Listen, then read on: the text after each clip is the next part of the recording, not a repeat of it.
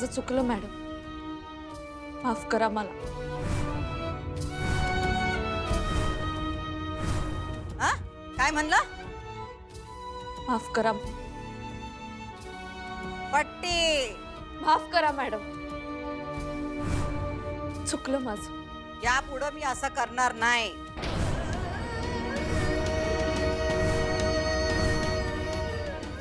हो, बघू नका आमच्याकडे असं. आम्ही जे बोलतोय आमच्या मागं बोला. यापुढं मी असं करणार नाही. ह्यापुढे मी असं करणार नाही. या घरामध्ये लुडबुड करणार नाही. ह्या घरात लुडबुड करणार नाही. मोठ्यांचा मान ठेवीन. मोठ्यांचा मान ठेवे. मोठ्यानं. मोठ्यांचा मान ठेवे. चुकलं चुकलं चुकलं. चुकलं चुकलं चुकलं. ठीक आहे. तुम्ही आता सगळ्यांसमोर मान्य केलंय की तुम्ही चुकलायसा. पण यापुढं एक शब्द जरी आम्हाला उलटून बोललात तर एकतर या घरामध्ये तुम्ही राहाल नाहीतर आम्ही.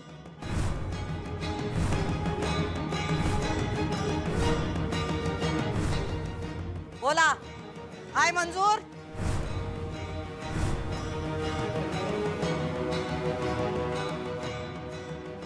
मंजूर. हा हाय मंजूर. झालं झालं झालं झालं. उठा उठा उठा. झालं आई साहेब. आता इथनं पुढे तुम्ही घर सोडून जायची भाषा कधीच करायची नाही हं? मी तुमची बॅग ठेवतो. झालं आता सर.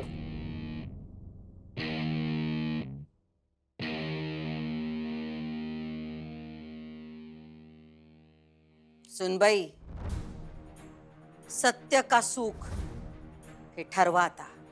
कारण जिथं सत्याला मोल नसतं तिथं सत्याची टिमकी वाजवायची नाही.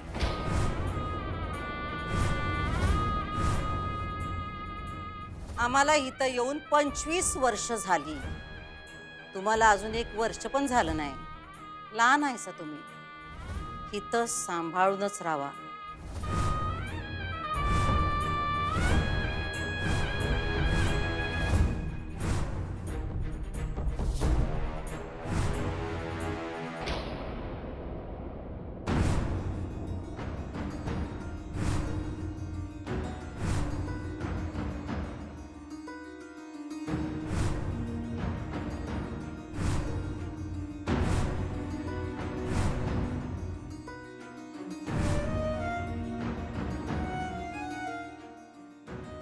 बाबा, तुम्ही कशाला हात जोडताय? तुमची काहीच चूक नाही. हे व्हायला नको होतं तुझ्याबरोबर. माझी सगळी भिस्त तुझ्यावर आहे बाळा. तुम्ही काळजी नका करू बाबा. या घरातलं सगळं चित्र बदले. हे सगळं मुद्दाम केलं त्यानं. हे पायावर नाक. बाबा, मला नाक घासून माफी मागायला लागली ह्याचं दुःख नाही. मला दुःख ह्याचं होतंय की अन्याय करणाऱ्यांचाच विजय होतो. पण आता हे होऊ देणार नाही मी इथून पुढे. तुमचं पटलंय मला बाबा.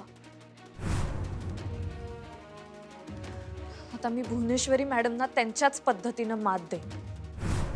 आजवर मला असं वाटायचं की हे आईचं अंधळ प्रेम आहे. पण आता कळून चुकलंय. हा आईपणाचा दिखावा आहे, मुखवटा आहे. आणि बिचारे अधिपती या जाळ्यात अडकलेत. त्यांना बाहेर काढणं सोपं नाहीये. पण मला हे करावंच लागेल. चुकीचा धडा गिरवलाय भुवनेश्वरी मॅडम. पण मी हाडाची शिक्षिका आहे. चुकलेल्या विद्यार्थ्याला योग्य वळणावर कसं आणायचं हे मला चांगलंच माहिती आहे.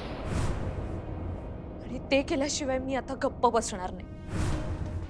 त्यासाठी मला झुकावं लागलं, वाकावं लागलं तरी चालेल. आता मला काय वाटतं यापेक्षा अधिपतींची सही सलामत सुटका करणं जास्त महत्वाचं.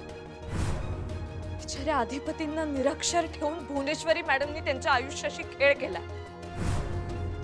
पण आता बस झाला खेळ. डोक्याचा खेळ करायचा ना भुवनेश्वरी मॅडमना. आता त्यांना कळेल शिकलेला माणूस जेव्हा डोकं वापरतो तेव्हा काय होतं ते.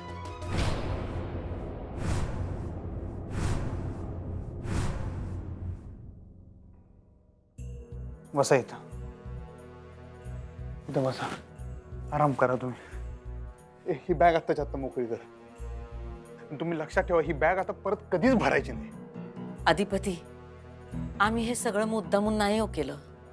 नाही हो, तुमची काही सुद्धा चूक नाही आई साहेब. बरं जाऊ दे की आता तो विषय सोडा. सोडा, जाऊ दे. तुम्ही आराम करा. धनाजीला सांग जेवणाचं बघ म्हणा. तुम्ही आराम करा. वय सांग. मी आलो जरा.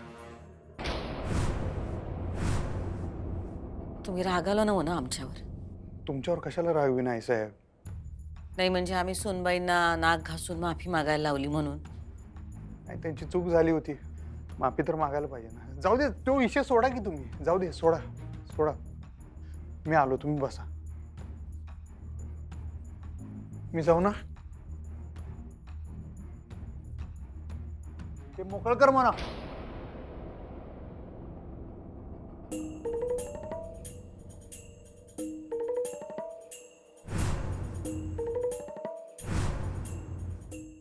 आई तू का गप आहेस? विचार करतेय कसला? सुनबाईचा. मला वाटलं नव्हतं ती असं काय करल, तुला एवढं बोलल. सोनबाई दिसतात तितक्या साध्या नाहीत. उलट आज त्यांनी जे केलं ते बरंच केलं. सगळे पत्ते उघडले त्यांनी. आता आम्हाला काय बी टेन्शन नाही. म्हणजे त्या जेव्हा घरातल्या प्रत्येक गोष्टीत नाक खुपसत होत्या तेव्हाच आम्हाला भीती वाटत होती. ह्या कधीतरी काहीतरी करणार म्हणून भीती वाटायची की सगळं जर ह्यांना कळलं तर काय होईल, कुठल्या कुठे जातील गोष्टी. आम्ही हे सगळं कसं हाताळू या विचारानं आम्हाला झोप नाही लागायची. पण आता सगळ्यांना सगळं कळलं आहे. आता आम्हाला कशाची बी भीती नाही.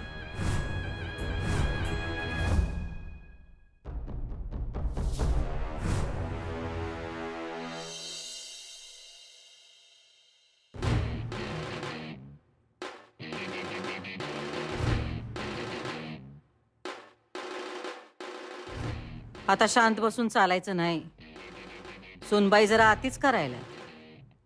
लवकरच त्यांना बाहेरचा रस्ता दाखवावा लागेल.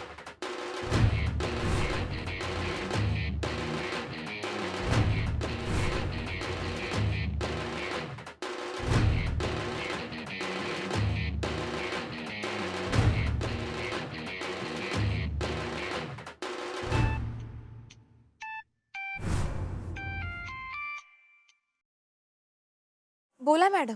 हिराबाई, तुम्ही बोलायचं. म्हणजे मला नाही कळालं. आम्हाला पण नाही कळलं. काय तुमचं वागणं म्हणजे तुम्ही पैसे घेतलेत आणि गायबच झालात की हो. नाही मॅडम, मी प्रयत्न करतीच आहे. हे बघा, आम्ही पैसे काम करण्याचे देतो, प्रयत्न करण्याचे नाही. ते पण ऍडव्हान्स मंदी. हो मॅडम. नाही म्हणजे ते मी. हो मॅडम, नाही मॅडम, हेच चाललंय तुमचं कवापासून. आम्हाला रिझल्ट पाहिजे, रिझल्ट. हो मॅडम, मी प्रयत्न करतीच आहे. मला थोडा वेळ द्या. थोडासा म्हणजे किती? 1 महिना. आणि 1 महिन्याच्या आत काम झालं नाही तर? नाही मॅडम, असं नाही होणार.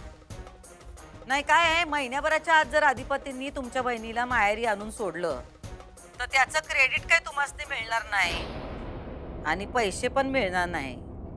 कळलं काय? म्हणजे तुमची बहीण स्वतःच्या गुणांनीच माहेराला येईल असं दिसायलंय आम्हाला. काय केलं ताईने? त्या करतच राहतात काय ना काय. तुमची बहीण किती अतिशहाणी आहे तुम्हाला चांगलंच ठाव आहे ना. व काय केलं ताईने आता? हद्द केली, लिमिट क्रॉस केलं. आम्हाला उलट सुलट बोलल्या, ते पण अधिपतींच्या समोर. बापरे, मूर्ख आहे का ती? असं कशाला करायचं तिने? नाही, मूर्ख तर त्या आहेतच, त्यात काहीच प्रश्न नाही. पण अधिपती हे असलं वागणं त्यांचं सहन करतील असं काय आम्हाला वाटत नाही. त्यांनी तर फरमानच काढलं होतं माहेरी जावा म्हणून. काय? तर अधिपतीने हात धरून त्यांना घराबाहेर काढलं होतं. पण नंतर त्यांचं डोसकं टाळ्यावर आलं आणि नाक घासून त्यांनी आमची माफी मागितली. ऐकताय काय? जमिनीवर नाक घासून तुमच्या बहिणींनी आमची माफी मागितली. तेव्हा आम्ही त्यांना परवानगी दिली. बाप रे, अधिपती जिजू ताईला घरातून बाहेर काढत होते. पण बरं झालं, नको तिकडे आगाऊपणा करत असते ना, असंच पाहिजे तिला. चांगलं झालं देवाने शिक्षा दिली तिला. देवानं जर शिक्षा दिली तर तुमचे हात रिकामे राहतील. तुमच्या हातात नोटा पाहिजे असतील तर देवाच्या आधी तुम्हाला काहीतरी करावं लागल. नाही तर बसा टाळ कुटत आणि देवाची प्रार्थना करत.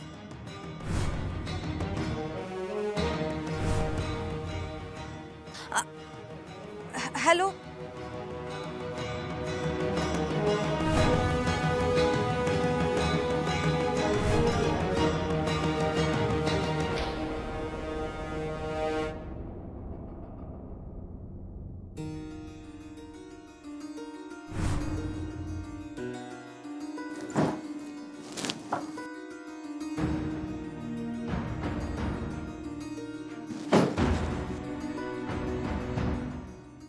काय करताय अधिपती? अधिपती काय करताय? बॅग का भरताय? काही दिवस मला माझं तोंड बघायचं नाही. एकांत पाहिजे मला. एकांत? मी जे काय वागलं ते मला बिलकुल पटलेलं नाहीये. आणि आता काही बोलू नका तुम्ही कृपा करून. मला भांडायचं नाही. मी जातो. तुम्ही का जाताय अधिपती? हे घर तुमचं आहे. तुम्ही मला सांगितलं होतंच ना माहेरी जायला. मग मी जाते मी.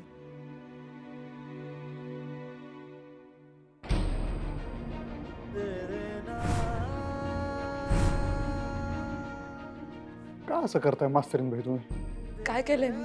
गुन्हा केलाय. आई साहेबांसंग असं वागून आमच्या नजरेत लय मोठा गुन्हा केलाय तुम्ही मास्तरीन. ज्या गुन्ह्याची मी नाक घासून माफी मागितली अधिपती, त्याच गुन्ह्याची शिक्षा तुम्ही अजूनही देणार आहात मला. मला वाटलं मी नाक घासलं, माझ्या पापाचं परिमार्जन झालं. पण आता तुमचेही पाय धरू का मी? ठीक आहे. मला कळत कसं नाही. अहो जीव चढला हो आमचा तुमच्यावर. तुमच्यासाठी जीव देऊ शकतोय आम्ही. मला जीव नकोय तुमचा. बायको म्हणून रिस्पेक्ट हवाय, सपोर्ट हवाय तुमचा. पण तो काय आमच्या मनात नाही. मनात आहे. हा, आणि काही नाही. आणि मनात आहे आणि काय मग पुढं? काही नाही. असं कसं मनात आहे पण काहीतरी म्हणत होतं की? आपला ताण असाच राहणार आहे का नेहमी? तुम्ही मला वचन द्या आणि सांगा असं ह्यापुढे कवाच करणार नाही. तुम्हाला खरंच असं वाटतं अधिपती की जे झालं ते फक्त माझा दोष होता? तुम्हा सगळ्यांचा काहीच दोष नव्हता असं वाटतं तुम्हाला? नाही नाही नाही नाही, शक्यच नाही. तर अगं अधिपती अक्षराला घराबाहेर कशासाठी काढतील? ते तसं नाहीच आहे. कोण कसं आहे ना बाबा, मला चांगलंच कळून चुकलंय. तुला कुणीही काहीही सांगतं आणि तू त्याच्यावर विश्वास कशासाठी ठेवतेस? तुला मागे पण सांगितलं ना असं वागत जाऊ नकोस म्हणून. बाबा हो, मी उगाच कशाला काही का करेन? ताईला घरातून बाहेर हाकललं जातंय तरी ती तिकडेच राहतीये ह्याचं नवल वाटतंय मला बाबा. अहो चपलीची सुद्धा किंमत दिली जात नाही तिला तिकडे. हिरा, नीट बोला जरा. बाबा तुम्ही प्लीज चिडू नका ना. हे बघा, तुम्हाला ताईची काळजी असेल ना तर तुम्ही तिला घरी परत घेऊन या. ते अधिपती तिला व्यवस्थित समजून घेतात. समजून घेतलं असतं ना तर हाताला धरून बाहेर काढलं नसतं त्यांनी तिला. हे तुला कुणी सांगितलं? कुणी सांगितलं हे महत्वाचं नाहीये, काय सांगितलंय ना ते महत्वाचं आहे. नवरा किंमत देत नाही, सासू किंमत देत नाही. ते सासरे घरात असून नसल्यासारखे, मग तरी ही मुलगी लुबऱ्यासारखी का राहते बाबा त्या घरामध्ये? मला घरात राहू द्या म्हणून तिने मॅडमच्या पायाशी नाक घासलं बाबा. एवढी शिकलेली आहे, मग असं मूर्खपणा का करतेय ताई तिकडे? अशी का वागतेय ताई? हिरा, उगाच काहीही बोलू नकोस. बाबा हो, मी खरंच सांगतेय. तुम्हाला तिची काहीच काळजी नाहीये का? अहो तिच्या सासरचे, तिचा नवरा तिला एवढा त्रास देताय, तर एक वडील म्हणून तुम्ही ऍक्शन नाही घेऊ शकत का? हे बघ, तू काय सांगतेस ना त्याच्यावर माझा अजिबात विश्वास बसत नाहीये. मागच्या वेळेला सुद्धा तू असंच मला काहीतरी सांगितलं होतंस आणि तोंडावर पडली होतीस. पण बाबा मी ह्या वेळेस खरंच सांगतेय.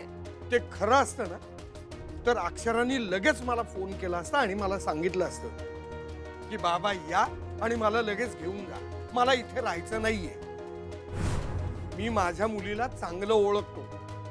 ती प्रत्येक गोष्टीसाठी स्टँड घेते. ती अन्याय अजिबात सहन करत नाही. मला सगळं मान्य आहे बाबा, मला ताईचा स्वभाव माहितीये ना, पण तिच्यात तेवढी ताकद नाहीये आता की ती स्टँड घेऊ शकेल. हे बघ, तिची ताकद मला चांगलीच माहिती आणि तू नको काळजी करूस हं तिची. तू आता हे मान्य कर की ती सुखात आहे. उगाच कुणाचं तरी काहीतरी ऐकून स्वतःचं डोकं फिरवून घेऊ नकोस आणि माझंही डोकं फिरवू नकोस. यांना कसं कन्व्हिन्स करू मी? नाही काय आहे, महिन्याभराच्या आत जर अधिपतींनी तुमच्या बहिणीला माहेरी आणून सोडलं तर त्याचं क्रेडिट काही तुम्हाला मिळणार नाही आणि पैसे पण मिळणार नाही. माझ्याकडे एकच महिना वेळ आहे. आम्ही देवकी नाही, पण आम्ही यशोदेसारखं प्रेम केलंय अधिपतींवर. आमची सगळी उमेदीची वर्ष आम्ही अधिपतींसाठी वाहिली. त्याचं काय बी मोल नाही काय. या नात्यातून आम्हाला बायकोचा, घरच्या बाईचा, अधिपतींच्या आईचा मान पाहिजे होता. पण अधिपतीच्या बापानं आम्हाला लाथाडलं ते आम्ही अडाणी म्हणून, आमची लायकी नाही म्हणून लाथाडलं. आमचं शिक्षण नाही, वाचन नाही, आम्हाला संगीताची आवड नाही म्हणून काय आम्हाला जगण्याचा हक्क नाही का, असा सवाल जेव्हा आम्ही अधिपतीच्या वडिलांना केला तेव्हा आम्हाला असं वाटलं होतं ते म्हणतील तसं काही नाही ग बाई, पण तू जरा आमची बाजू समजून घे की. पण त्यांनी तसं काय बी केलं नाही. आम्ही जगायचं नाही का ह्या प्रश्नाचं उत्तर त्यांनी तू ठरव असं दिलं. ज्या माणसावर तुम्ही जीवापाड प्रेम करता तो माणूस जेव्हा तुम्हाला असं उत्तर देतो तेव्हा तुम्ही काय करायचं. पण तेव्हा आम्ही ठरवलं जगायचं ते आपल्या अटीवर आणि आम्ही जगून दाखवलं. आमच्याकडे शिक्षण नसताना, कोणतीही कला नसताना आम्ही जगलो. ही आमची हुशारी. तुम्ही हारलात हा तुमचा कमीपणा, पण आमच्या हुशारीची शिक्षा काय दिली त्यांनी. आम्हाला दूर केलं, मनाने दूर केलं. कधी कधी वाटतं या घरात येऊन आम्ही चुकलो का काय, अडकून पडलो. पण अधिपतींकडे बघितलं की वाटतं सगळं बरोबर आहे. हेच आमचं विधिलिखित आहे, आम्ही लिहिलेलं, जे कुणी बदलू शकत नाही. ना अधिपतींचा बाप ना त्यांची बायको. सांगा ना, तुमचा कोणाचा काहीच दोष नव्हता. तुमचं परत तेच चालू झालंय. जातो मी.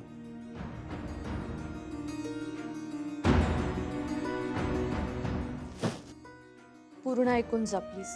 तुमचा मूड परत तेच आहे. आई साहेबांनी दोष द्यायला लागलाय परत तुम्ही. मी त्यांना नाही दोष देते अधिपती, तुम्हाला दोष देते. माझी चूक झाली, मला मान्य आहे. त्यासाठी मी माफी पण मागितली. तुमच्या चुकीचं काय, त्याची माफी कोण मागणार. आमची कसली चूक. फॅमिलीचा भाग आहे ना अधिपती, या घरची सून आहे. माझ्यापासून सत्य लपवून तुम्ही सगळ्यांनी चूक केली असं नाही वाटत का तुम्हाला.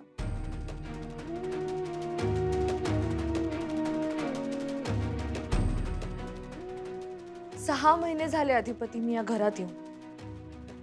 लग्नात अग्नीला प्रदक्षिणा घालून तुम्ही मला वचन दिलं मला साथ द्याल, मला सत्य सांगाल. तुम्ही सांगितलंच नाही सत्य. मला कोणीच सांगितलं नाही. मला असं वाटायचं की भुवनेश्वरी मॅडमच तुमच्या खऱ्या आई आहेत. आणि जेव्हा मला सत्य कळलं तेव्हा मला इतका धक्का बसला, म्हणून मी तशी रिॲक्ट झाली. तुम्ही मला सांगा, माझ्या जागी जर दुसरी कुठली मुलगी असती तर ती पण अशीच रिॲक्ट नसती झाली का.